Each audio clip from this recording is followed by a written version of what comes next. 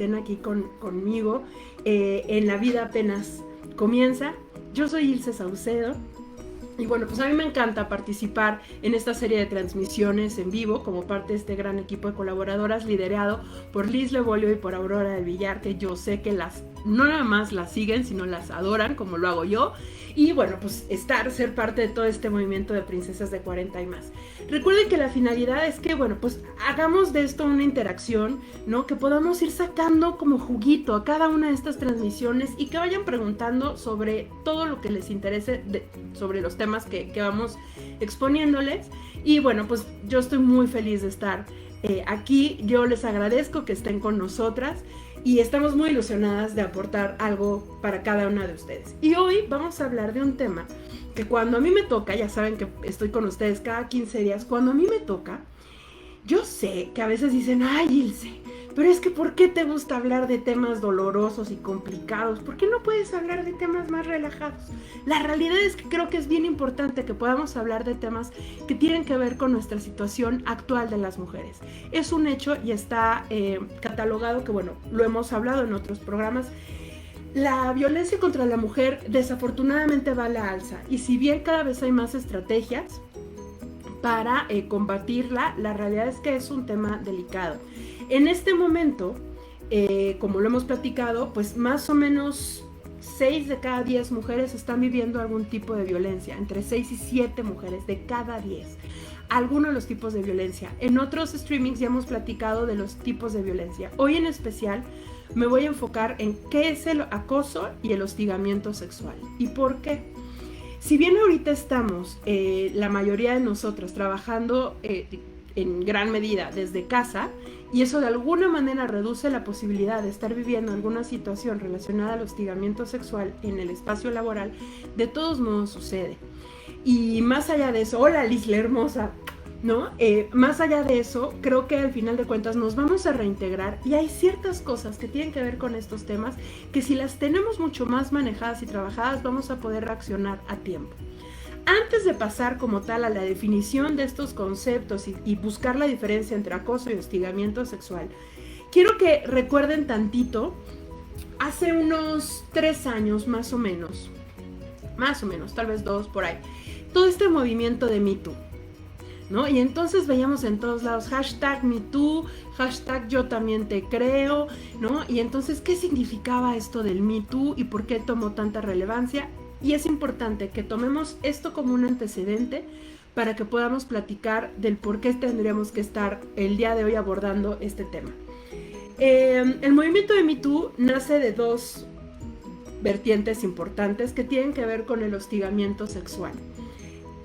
Para ir y empezar a dimensionar esto, hay una diferencia enorme entre acoso y hostigamiento sexual. De la manera cotidiana, es muy común que los usemos como sinónimos, pero hay una gran diferencia, sobre todo a nivel legal. En ambas partes, digamos, tanto en el acoso como en el hostigamiento sexual, hay expresiones muy clásicas o muy claras relacionadas a conductas tanto verbales, físicas o de ambas, relacionadas con la sexualidad y con una connotación lasciva. A veces esto de la connotación lasciva puede ser muy subjetivo. No sé si te pasa que tú caminas en la calle y dices, híjole, este cuate me está viendo y ya me dio 3 vueltas en su cabeza, ¿no? O sea, él ya se imaginó todo conmigo y sabes, detectas que es una mirada muy distinta cuando alguien te ve y ya, sabes que es esta mirada distinta, lasciva. ¿Cómo lo podemos detectar? Es algo, repito, subjetivo, pero sobre todo es algo que puedes tú detectar cuando hacen caras como de estás bien sabroso, yo sí te daba, ya sabes, y es relativamente fácil verlo. ¿Cómo es que esto de alguna manera se convierte en un delito o cómo es que podemos llegar y quejarnos? Depende un poco cada estado, pero ahorita me voy a ir a eso. Ambos entonces podremos ir pensando que qué cosas tienen en común hostigamiento y acoso. Son estas conductas o estos comportamientos sexuales con un fin lascivo. Lascivo es algo invasivo, es algo que te va a hacer sentir incómoda, ¿ok? Algo del que no estás de acuerdo con la manera en la que te ven o se refieren a ti, o es más, hasta cómo te hablan o cómo se acercan a ti. Y entonces, ¿por qué meto el tema de Me Too? Algo que sucedió es que se empezó a hablar, sobre todo en Hollywood, que es en donde partió el Me Too, se empezó a hablar de cómo a veces estas ciertas figuras de poder, llámese productores, directores o actores extremadamente renombrados y demás, condicionaban o ya sea un casting o entrar a un programa o entrar a un noticiero o entrar a una película y demás, condicionaban los favores sexuales con la posibilidad de que las mujeres en ese ambiente pudieran trabajar. Eso hizo que durante muchísimos años, y a la fecha sigue sucediendo, durante muchísimos años, se hiciera como toda una forma y una mafia especial de cómo ir pidiendo estos favores sexuales. Eso mismo sucede prácticamente en cualquier empresa. Ahorita lo vamos a ir desarrollando. Pero quiero que quede claro que el Me Too tuvo esta razón en donde cuando estas mujeres, que en su momento, hace muchos años, fueron condicionadas en su trabajo para poder desarrollarse, en ese momento si se quejaban o si denunciaban a estas personas tan poderosas, ellas siendo prácticamente unas desconocidas, no iba a pasar nada. Y porque además se amenaza muchas veces con el no vas a volver a figurar absolutamente nada porque no eres nadie. Y entonces pasaron muchos años de ese tipo de prácticas para que estas mujeres, hoy en día muy poderosas o mucho más reconocidas, pudieran empezar a comentar sus experiencias, a compartirlas. Y justo el hashtag de MeToo es una manera de decir, a mí también me pasó. Y entonces empieza a ser una ola de una y otra manera de decir, wow, esto que yo pensé que le pasaba solo a un gremio o solo a pocas personas, resulta que le pasa a muchísimas mujeres. Y se empieza a ser tan grande que empieza a haber estos movimientos en todas las, prácticamente todos los países. Y se hace mucho más grande. Que se sale de control, sí. Que pensar que las redes sociales quieran impartir justicia, ese no es el lugar y para eso hay que denunciar. Pero de que sirvió para empezar a romper y hablar de un tema que nos ha sucedido a las mujeres desde hace muchísimos años, era muy importante.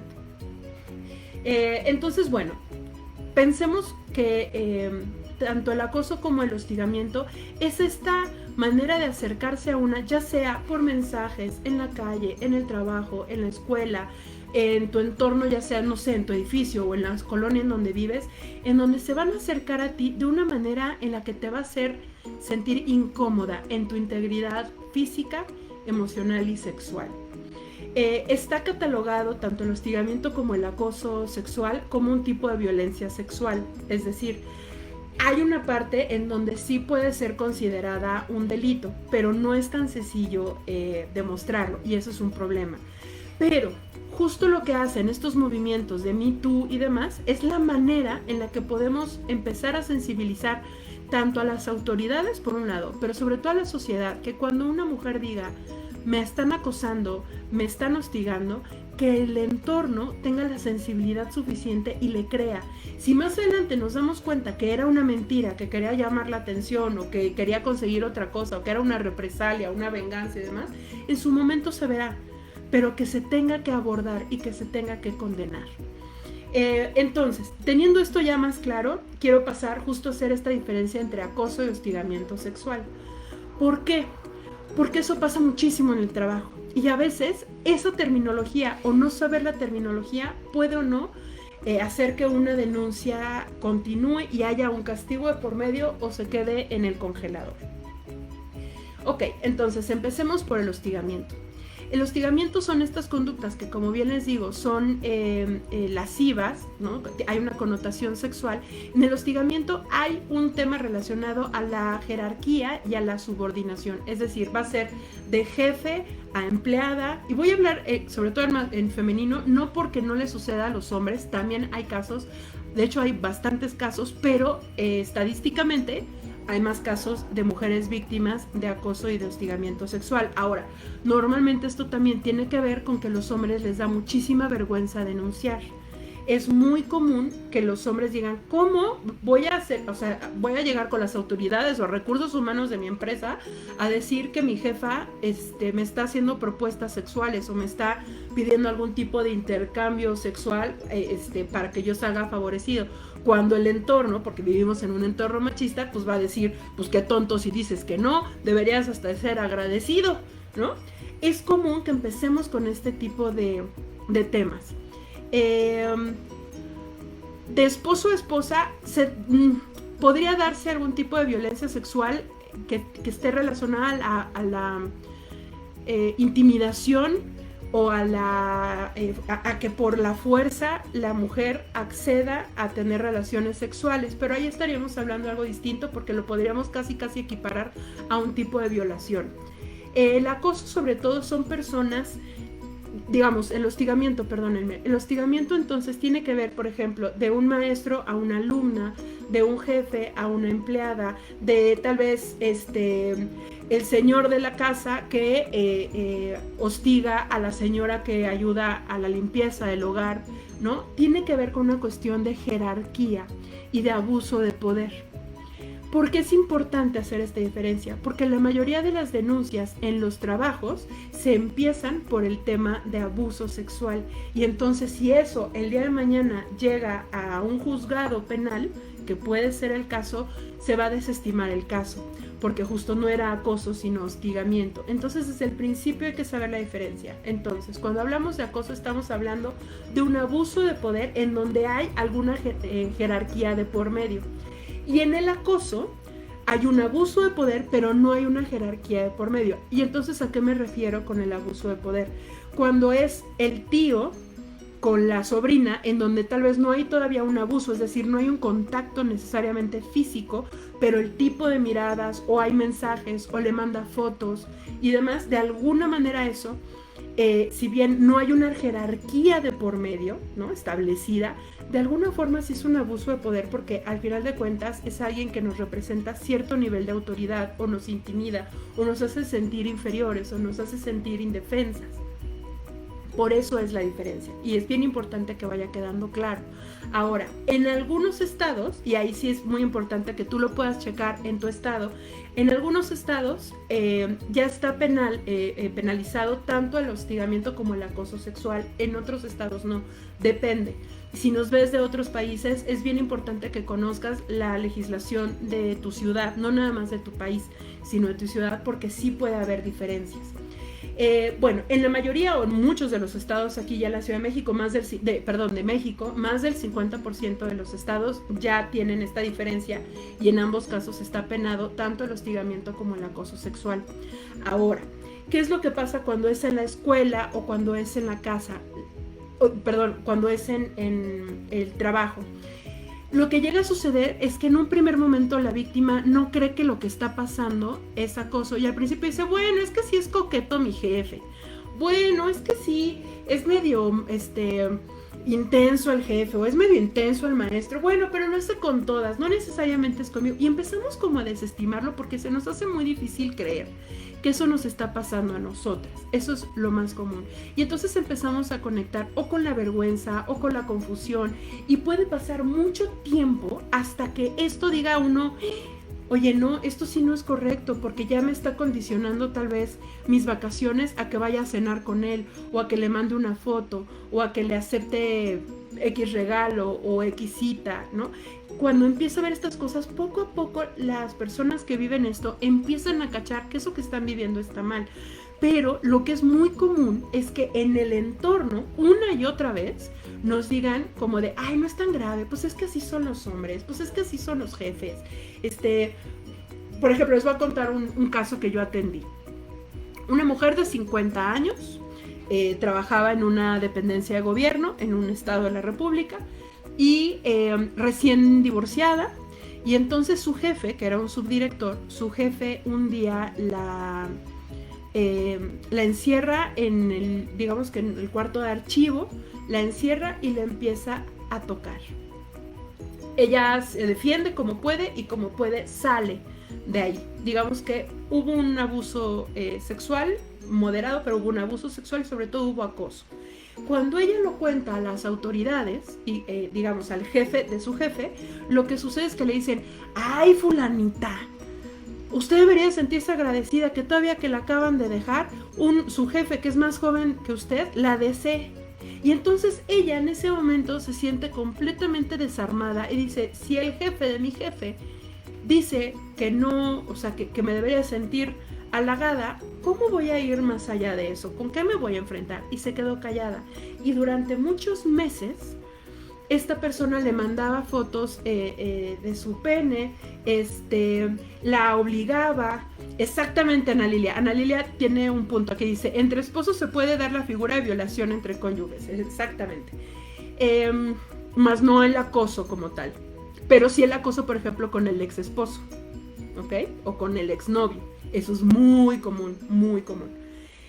Bueno, y entonces esta mujer pasó mucho tiempo confundida entre estos mensajes. Empezó a haber un problema laboral en donde él le decía, si no me aceptas una salida, no te va a dar vacaciones.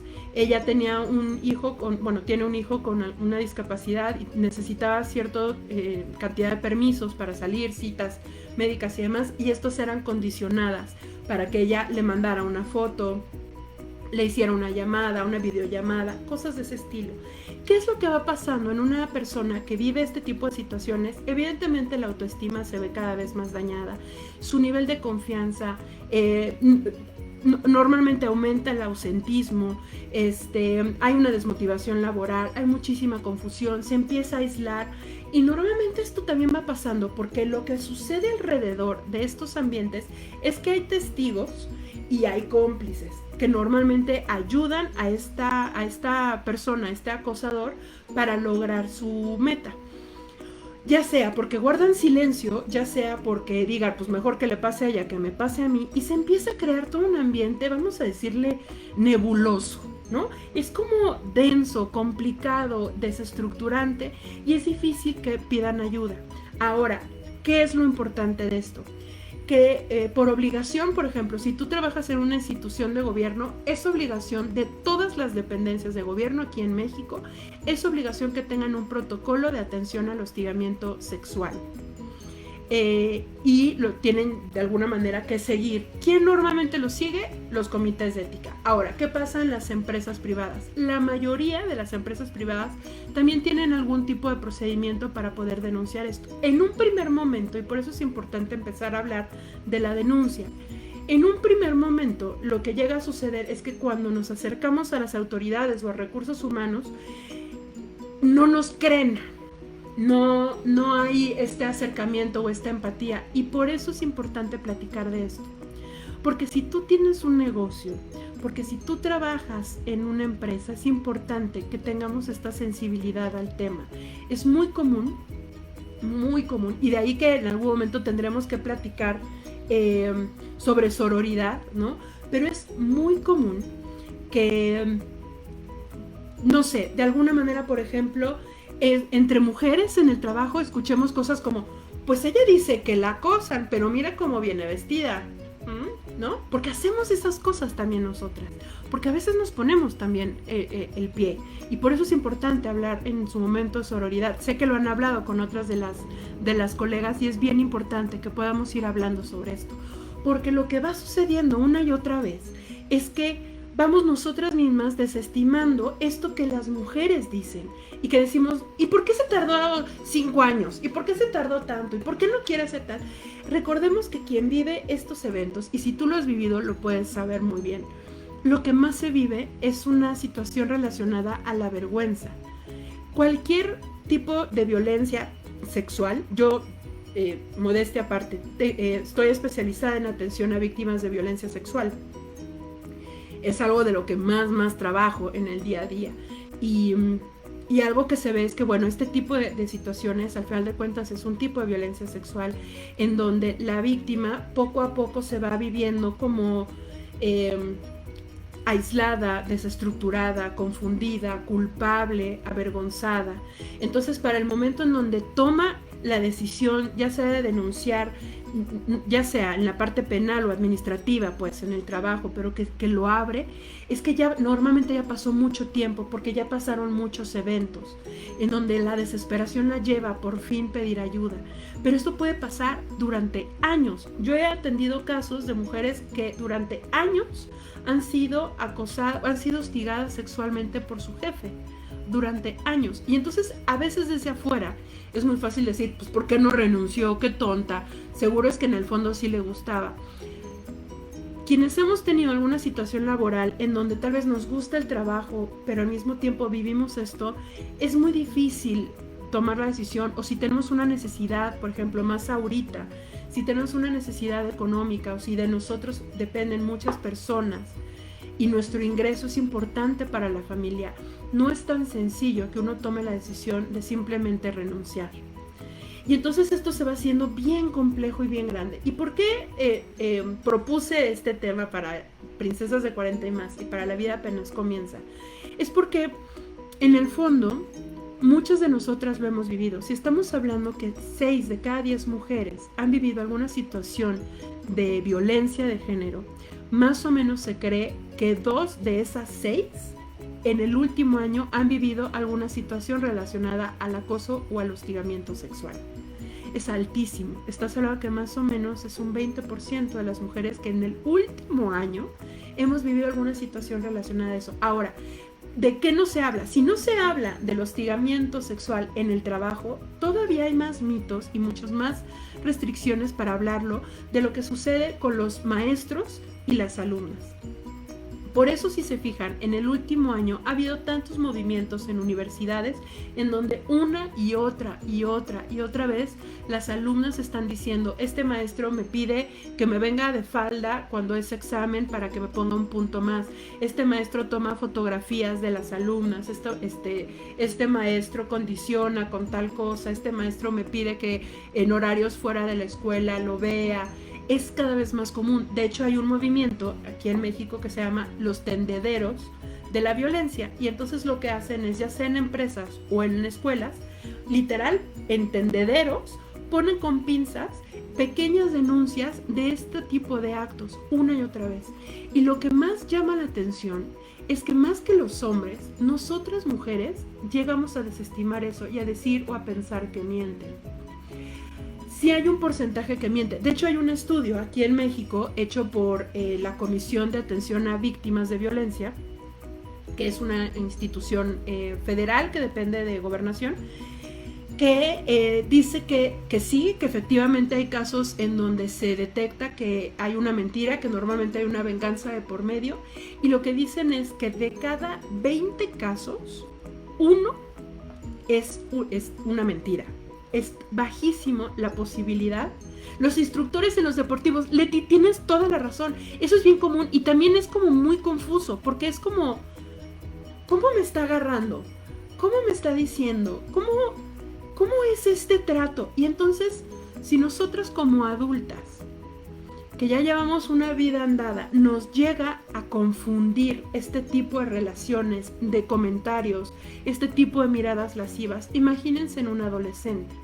Entonces, de ahí la importancia de poder hablar de esto en especial, tiene que ver con que podamos entre nosotras hacer una red y una hermandad, y de ahí la importancia de Princesas de 40 y más.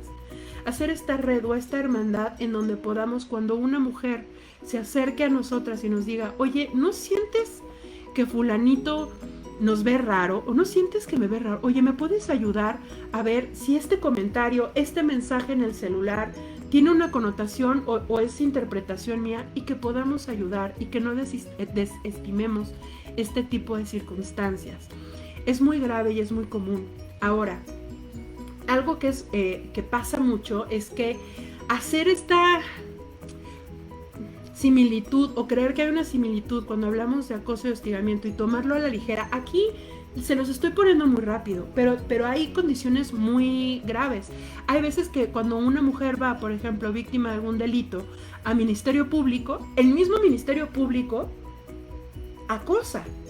Y entonces es bien importante hablar sobre eso, porque lo que llegan a decir es, pues si tú vienes aquí porque dices que te violaron, pues qué más da que yo también ahí haga mi luchita, ¿no? En una de esas. Y va pasando esto, por esto es importante hablarlo. Yo sé que no es un tema sencillo, y es más, entiendo que se convierta en algo árido o poco atractivo, y más en estos momentos en donde necesitamos temas relacionados a la esperanza, a salir adelante. Y yo sé que la mayoría de las cápsulas van en ese sentido, pero cuando hablamos nosotros de este tipo de casos es porque el día de mañana ojalá no te pase a ti, pero si te pase a ti, que sepas que puedes ir a recursos humanos, al comité de ética, a ciertos subcomités en donde sea que trabajes y lo puedas hablar. En caso que no lo puedas hablar en tu trabajo, entonces puedes ir a la Profedet, a la Procuraduría Federal del Trabajador, para justo hablar de este tipo de cosas y puedes emitir ahí una denuncia. Y si esta es lo suficientemente grande, se puede convertir en un caso penal. Esto tiene ya cabida. Esto ya están las reglas del juego bien puestas en nuestro país. Es importante que hagamos valer nuestros derechos. ¿Cómo? Una de las maneras es decirlo, es hablarlo. Háblalo con tu familia. Es muy importante que tu familia lo sepa. Es importante que tus compañeros de trabajo lo sepan. Que lo que estás viviendo, que ya te diste cuenta de lo que estás viviendo y que necesitas pedir ayuda. Que tal vez vas a necesitar que... A ver, Rocío nos dice, yo creo que podemos llamar acoso cuando nos sentimos incómodas con el comentario, con miradas. Ciertas autoridades con el machismo arraigado, es bien común, Leti. Sí, Rocío, justamente, cuando nos sentimos incómodas, y esto puede ser en el metro, en cualquier transporte público, en la calle, en el espacio en donde vives, cuando es esa sensación que dices, no es correcto, mi tío me ve mal, mi cuñado, la manera en la que me habla, los comentarios, no me gustan, el compadre, el amigo de mi esposo, ¿sabes? Quien sea, si tú lo consideras que es algo que te incomode, ¿qué es lo primero que tienes que hacer? Decirle a esa persona, no me gusta que me hables así, no me gusta que me veas así o deja de hacerlo. ¿Por qué es importante decirlo? Porque el día de mañana va a decir, a mí nunca me dijo nada, yo nunca supe, nunca me enteré, no, pues era nomás un piropo, yo nada más le dije algo que está, pues porque está bien bonita, yo nomás le dije que esa falda le quedaba muy bien porque se le veían las piernas muy bonitas, nomás le dije eso, nada más le dije, ay, qué bonitas piernas cuando abres, no, porque así creen que eso es un piropo y ya, eso es acoso.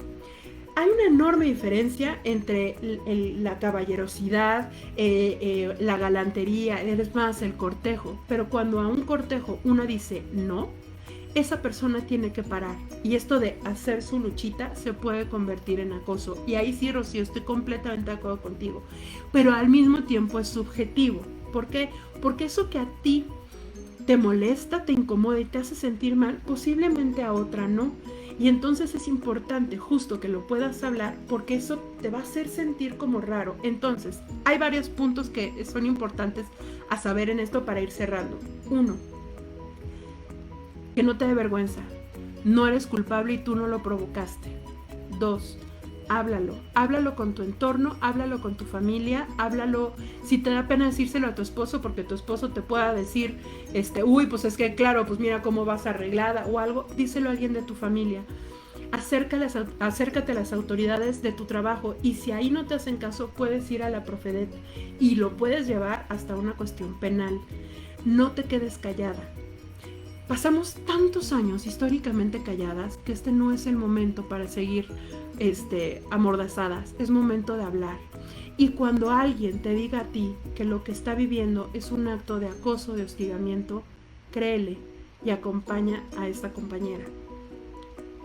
Tal vez tú no te habías dado cuenta y a partir de eso dices, oye, sí es cierto, sí hace esto, oye, el jefe no me había dado cuenta, pero ¿por qué siempre te hace irte hasta el final? Oye, qué raro tal.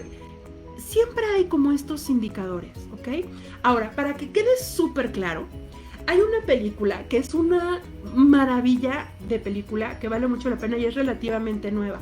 Y se llama El Escándalo y es con Nicole Kidman. Y justo habla de todo el movimiento de Me Too y lo que sucedió en las noticias de Fox.